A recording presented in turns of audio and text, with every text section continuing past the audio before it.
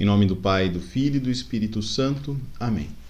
Inspirai, Senhor, as nossas ações e ajudai-nos a realizá-las, para que em vós comece, para vós termine tudo aquilo que fizermos. Por Cristo, Senhor nosso. Amém. Nossa Senhora, Mãe da Divina Providência, providenciai. Em nome do Pai, do Filho e do Espírito Santo. Amém. Olá, tudo bem? Na outra aula, nós usamos o dicionário de filosofia para procurarmos a definição e algum comentário sobre exatamente a escolástica. Hoje eu trouxe um pequeno resumo, finalizando um pouco esse assunto, para nós não estendermos mais. Quem gosta, o assunto particularmente é muito bom. Seria muito importante nós fazermos um curso, literalmente, sobre o método escolástico, mesmo porque há muita carência, de material relacionando isso, Mas eu penso que não caberia, infelizmente, aqui no terceiro colegial, exatamente tudo sobre o método escolástico. Nós precisamos andar na matéria, precisamos continuar naquilo que nós já é proposto desde o começo do ano, seguir aquela apostila de filosofia com tudo aquilo que é necessário, e ainda há muito a caminhar. O método, basicamente, é um método da Igreja, filosófico, e faz parte de uma era medieval. Infelizmente, há uma certa escassez da filosofia na Igreja, principalmente na época contemporânea. Nós temos talvez aí grandes teólogos, grandes pensadores, mas filosoficamente há de fato uma certa dificuldade, há muito que ser garimpado e compreendido, mesmo porque a filosofia escolástica ela acaba penetrando muito na teologia. Então nós não temos aí uma certa certeza, vamos assim dizer, do que é filosofia, o que é teologia.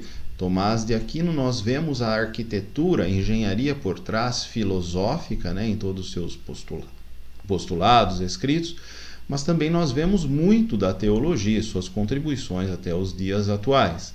Então a escolástica ela fica neste entremeio e quase num limítrofe com a própria teologia, havendo aí uma certa dificuldade filosófica, e o que também acaba agravando na filosofia escolástica o que alguns autores colocam como o fim, a terminação da filosofia, do método filosófico, daí a sua completa extinção, vamos assim dizer. Bom, eu fiz um resumo do dicionário de filosofia para ficar um pouco mais fácil a nossa compreensão e ser um pouco mais objetiva, principalmente resumindo esse fim, esta finalização desta aula. Então vamos lá. A filosofia escolástica ela é preferencialmente compreendida como a filosofia cristã da Idade Média.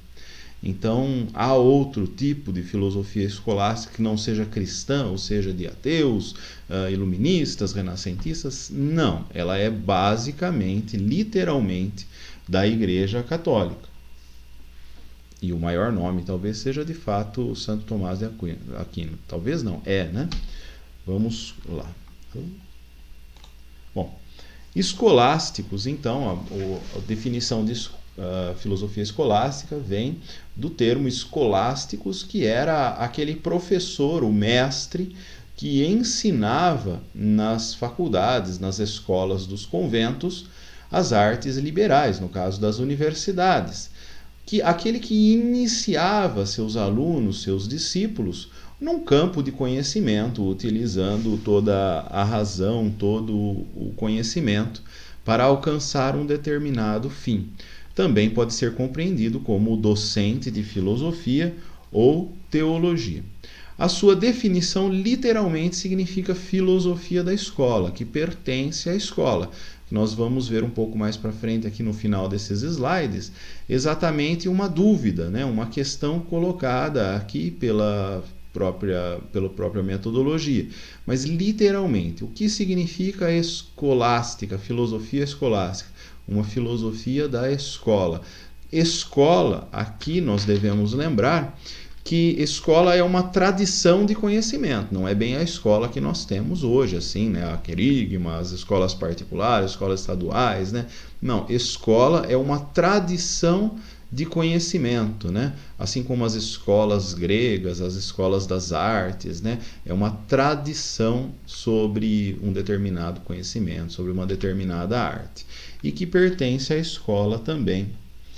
A sua forma ocorria, como nós já dissemos vastamente, através de dois caminhos, né? Esses dois caminhos, eles se entrecruzam, entrelaçam, né?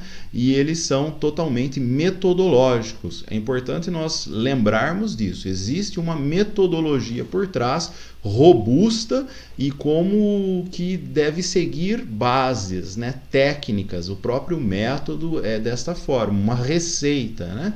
Então nós temos a Lécio, nós já discutimos lá um pouco, e a Disputácio, que em vezes resulta numa questio. Há um problema na filosofia escolástica. A finalidade dela é levar o homem a compreender a verdade revelada. Como? Como que irá levar o homem a compreender a verdade revelada?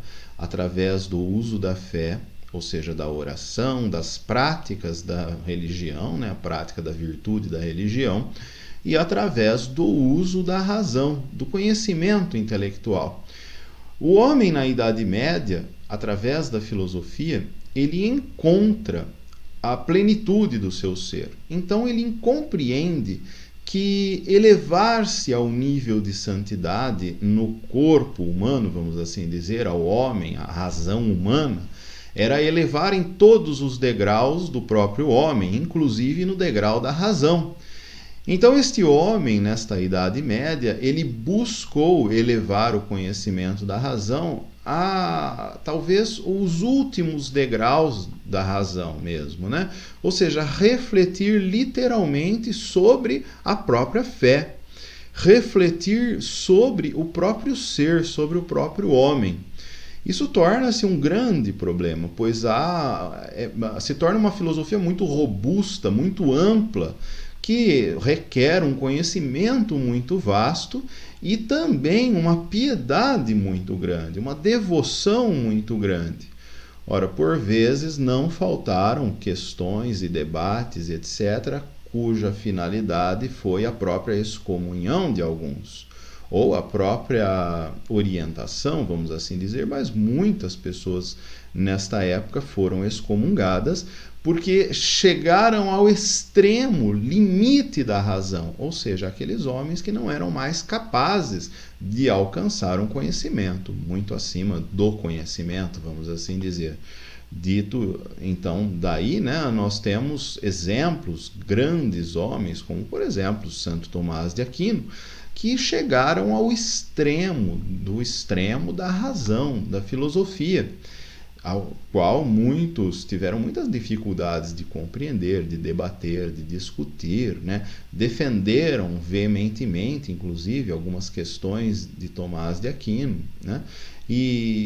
Mas às vezes sem a razão, sem o próprio usar do método, né? Então se torna um método muito robusto, muito difícil e muito iluminado por Deus, né?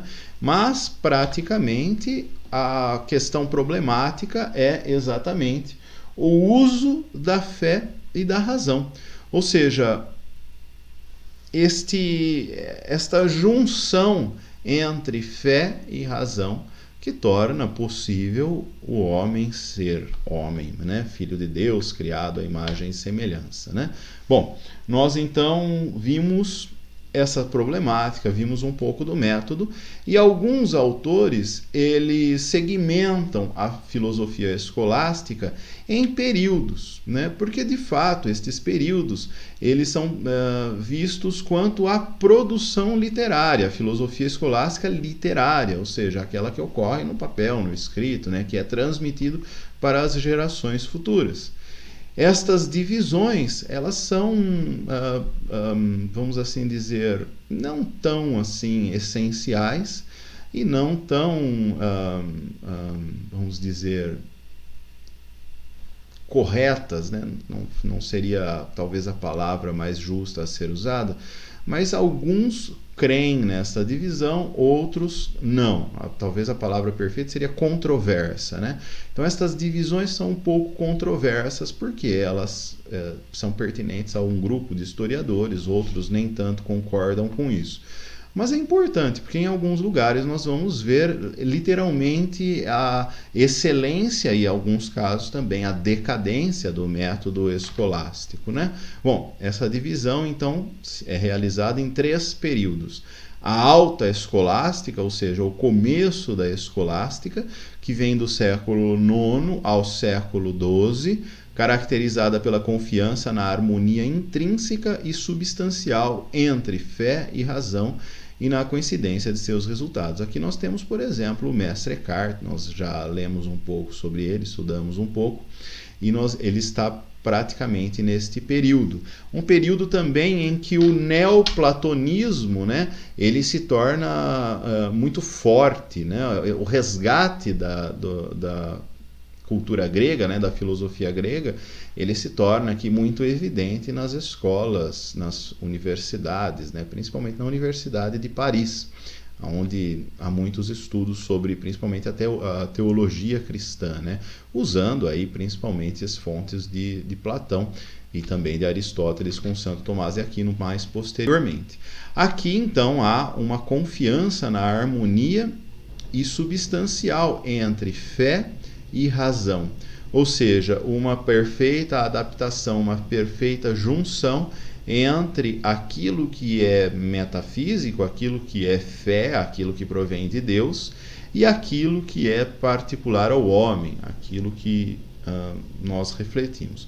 Segundo período, florescimento da escolástica. Aqui nós temos Tomás de Aquino como o principal produtor, vamos assim dizer, de conhecimento, século XIII ao século XIV, a época dos grandes sistemas. Grandes sistemas o quê? Sistemas filosóficos, em que a harmonia entre a fé e a razão é considerada parcial, apesar de não se considerar possível a oposição entre ambos. Então, há aqui já um início de uma ruptura entre esta harmonia entre a fé e a razão, mas ela é parcial. Então, há uma grande discussão, né? O que é de Deus? É uma porção enorme de Deus para mim e uma porção pequena de razão para mim? Há um equilíbrio, 50-50%, meio a meio, metade vem de Deus, metade é esforço meu, né? Há aí grandes sistemas que começam a discutir exatamente isso. Qual o problema já nesta fase do florescimento? Já começamos a perceber talvez uma ruptura, né?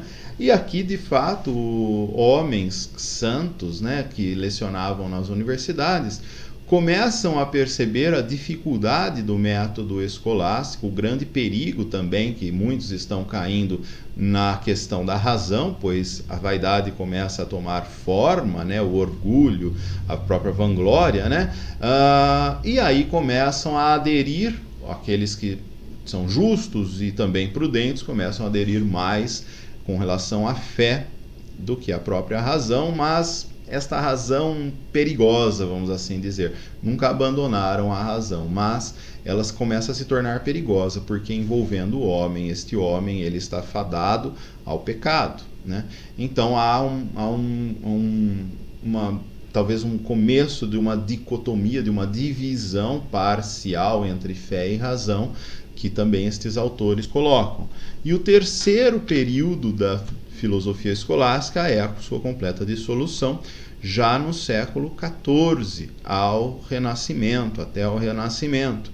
Um período onde se avançam os sistemas filosóficos e os questionamentos quanto ao próprio homem e quanto ao próprio Deus. Período em que o tema básico é a oposição entre fé e razão.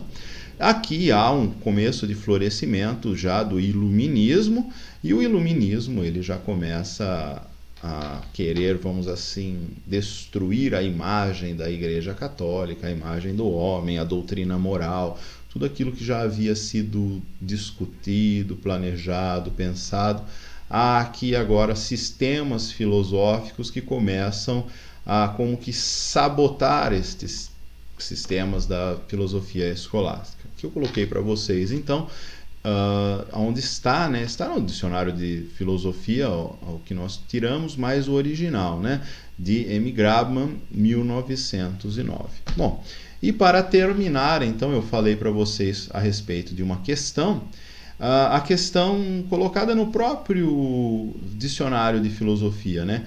Pode se chamar, ele afirma, mas eu questionei de fato, né? É um problema a ser resolvido e eu gostaria que você fizesse isso como atividade para o dia de hoje. Dê a sua opinião. Coloque como tarefa no Web Escola, escreva no seu caderno, tira foto, escreve, responde, pensa um pouco, claro, né? E manda a foto lá para mim no tarefa do dia de hoje, 15 de junho. Vamos lá. Pode-se chamar de escolástica qualquer filosofia que assuma a tarefa de ilustrar e defender racionalmente determinada tradição ou revelação religiosa. Como que você vai responder isso, né? Você vai responder basicamente pensando no que nós tivemos de aula sobre a filosofia escolástica até hoje, o que eu falei, e pensando no método e em tudo mais. Então pensa assim, olha, aprendemos a filosofia escolástica, aprendemos o método da filosofia escolástica um pouco, né? Não literalmente para fazermos, mas podemos chamar de escolástica qualquer filosofia que assuma a tarefa de ilustrar e defender racionalmente determinada tradição ou revelação religiosa. Compreenda que numa aula de filosofia, principalmente a minha, ela não vai falar sim ou não. Então a primeira resposta eu já estou te dando. Então não é nem sim e nem não. Ela tem os sims e tem os nãos. Eu quero que você escreva um pouco isso. Rápido, no máximo 5 linhas, assim você consegue responder isso com propriedade. Beleza? Dúvidas? Entre em contato comigo, fórum, mensagens particulares aqui no Moodle. Pede o Espírito Santo para iluminar, porque o método escolástico era exatamente isso, era muita fé em Deus, né, oração, e Deus dava a graça para responder questões simples assim. Muito bem. Deus te abençoe, Maria gere Jesus nos nossos corações. Até a próxima aula, em nome do Pai, do Filho e do Espírito Santo. Amém.